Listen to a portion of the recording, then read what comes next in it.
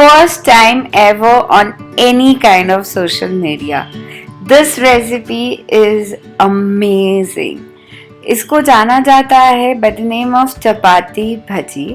सबसे पहले नीचे एक पोटैटो की सब्जी ली जाती है, फिर उसके बाद प्याज के पकोड़े क्रश करके डालते हैं एंड लास्ट में एक रस्सा बनाया जाता है, वो उसके ऊपर से पोर करते हैं एंड इसके साथ एक अलग सी रोटी बनती है, वो भी हम इसमें दिखाएंगे।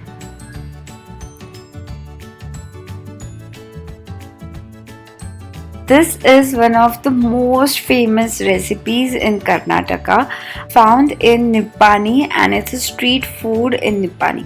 इस रेसिपी का सीक्रेट सुपरस्टार है, वो है इसका रस्सा। बहुत डिलीशियस है एंड उसके साथ जो ओनियन पकोड़ा का क्रंचीनेस आता है, that combination is super.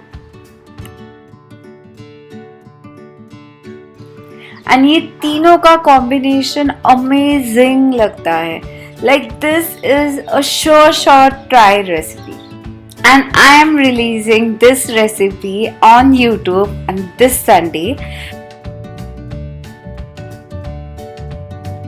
and it's exclusively only on Sayali's Kitchenette. For that, please subscribe my channel, hit the bell icon, you'll get this recipe's notification on your notification panel. Stay connected.